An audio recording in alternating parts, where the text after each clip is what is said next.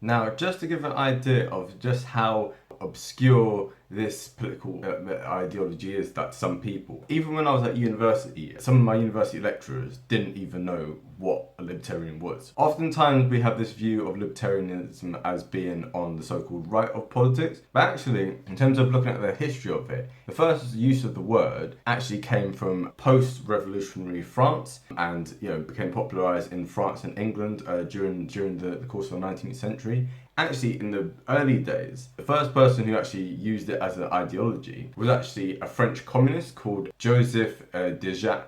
See, my French pronunciation is still terrible, but he was the first one who kind of like came up with it as a political ideology. This might sound quite counterintuitive to a lot of present day libertarians, because they're like, how can a communist be a libertarian? I think we've mentioned this before with regard to the political spectrum. So there's right and left, then there's also authoritarian and libertarian. If people are opposed to centralized like authority, like if they're opposed to being told what to do and they want people to live in a free society, then they are libertarian. You could be from the left or from the right and still arguably be a libertarian. In the early days, it was a belief that you could have all the kind of like social protections that many people on the left kind of like argue for the poor, to make sure that they have this, make sure they have that, etc., etc.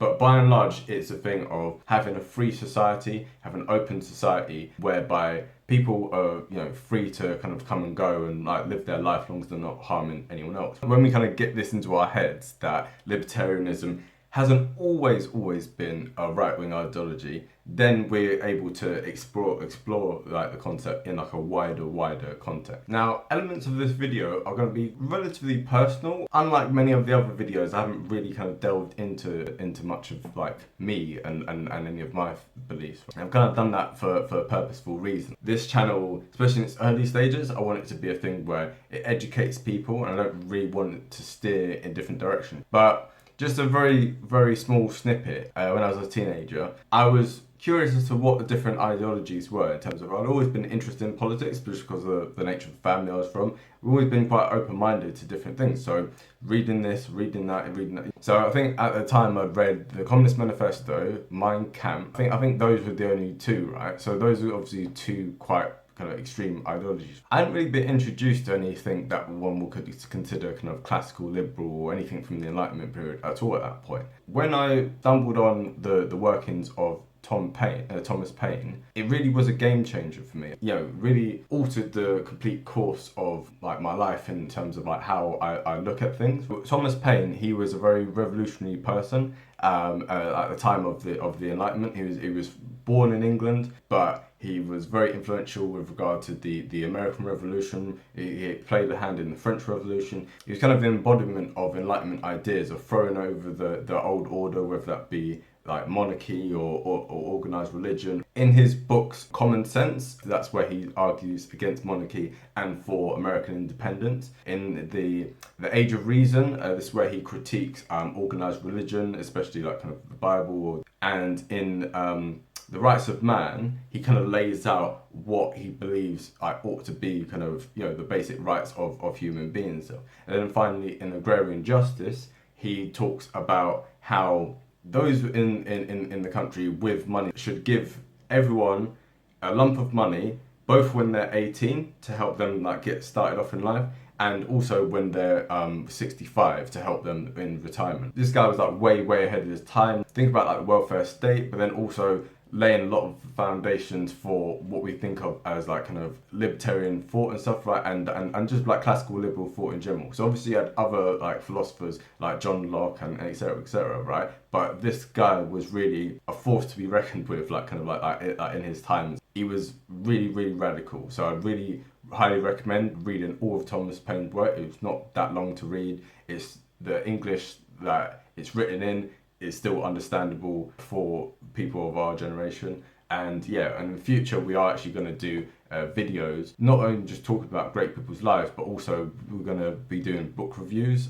So definitely stay tuned for future videos on those sort of things. Now, in the 19th century, this is where we start to see more of a divergence between left libertarianism which kind of borderlined on conventional anarchism. Anarchism, again, can either be left-wing or right-wing, but typically it does actually manifest more as a left-wing kind of ideology. And then obviously with the people who right-leaning, the libertarians and anarchists, we start to see this divergence more and more. In 1871, Karl Menger writes his famous book, The Principles of Economics, in which he really starts to lay out the principles of like free market economics. This led to the creation of what became known as the Austrian school for economics. People who are Austrian school thinkers, people like obviously Karl Menger, people like von Mises, people like Friedrich Hayek, all of these people were very, very influential. So they argued that in terms of creating the greatest level of prosperity for the most amount of people, they argued for free market capitalism. So they argued that the state, other than protecting property rights, should have as little interference in the running of government as possible, right? Because they believed that by having state intervention, that you distorted the price signals and that basically the market wasn't able to react properly. So then you'd end up having these,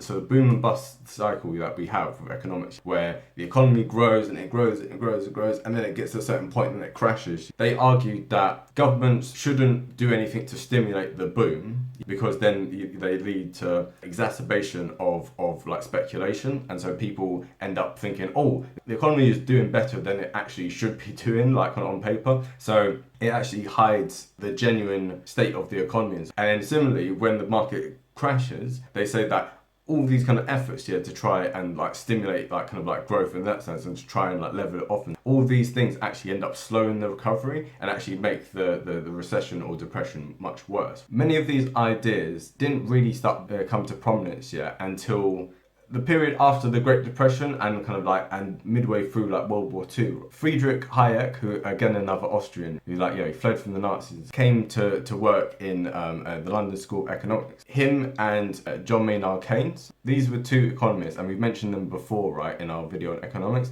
These were two people who were cordial with each other, but who disagreed with each other on economics. So Keynes argued for more state intervention and that the government could like regulate to make sure that there was constant growth, and that if there was a recession, then they'd print more money or they'd borrow more, etc., etc. And they, whatever it was, they need to just kickstart the engine of the economy and get things fired up again, then they would. These two people really clash with each other, right? And again, we'll have links in the description for the world famous kind of Keynes and Hayek rap videos. To my understanding, neither of the two gentlemen actually took part in that. It was actors. No, joking. Obviously it's actors. Those videos are really entertaining and they'll go into the depths of things a lot better than I really could. In 1943, Friedrich Hayek recognized that, hold on, we've just had a depression where the role the government's played in the economy has been absolutely huge. And we're in the middle of World War II,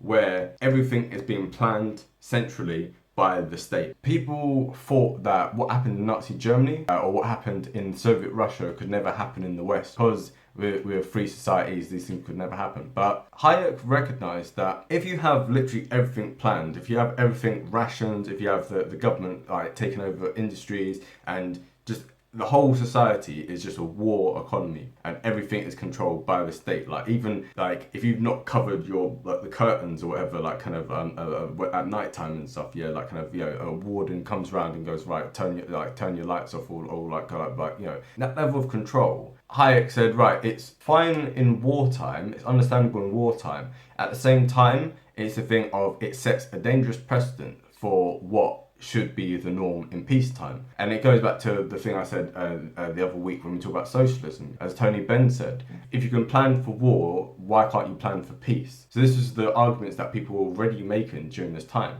So people said that the government's doing a pretty good job of controlling the economy during wartime. Why can't they also plan the economy and control the economy in peacetime? Hayek in 1943 wrote The Road to Serfdom. In that book, it really starts to lay out criticisms of central planning, of government control within industry and within the nation in general. And it really starts to critique, even before it kind of happens, all of the kind of post-war consensus that we end up with, where the state is involved in so many different areas. Taxes go up and spending goes up, the role of the government expands exponentially. And so before this even happened, Friedrich Hayek was criticizing it and was saying these are some of the logical conclusions that will end up happening from there. Not many people really want to listen to him. In the post-war world, most economists went along with the kind of Keynesian model, even ended up with Richard Nixon in the early 70s, saying the famous thing of, we're all Keynesian now. So whether you're voting for a left-wing party or a right-wing party, didn't matter who you voted for, everyone was pushing the exact same economics. The only argument was about how far one would push that Keynesian model. And also as well, there was the argument that during the war, because you had unemployment before it, and you had all this war production during it, it was argued that the war ended the depression, that ended the mass unemployment, that it revitalised the economy. Right? Some people were opposing. Friedrich Hayek got all the major economists from the Austrian school, but also some think from Britain and from America and many other places. And they all came together in the Mount Pelion, I can never pronounce any French thing right, in 1947, so this is in Switzerland, and they all come together and start to think, right, how can we come together and work together to actually criticise the consensus that we're currently living in now. And bit by bit, over the decades, they start to continually make these arguments, continually go against the grain, continually be those voices in the wilderness that no one wants to listen to. By the time it gets to the 1970s, people do start to listen because many of their predictions end up being right.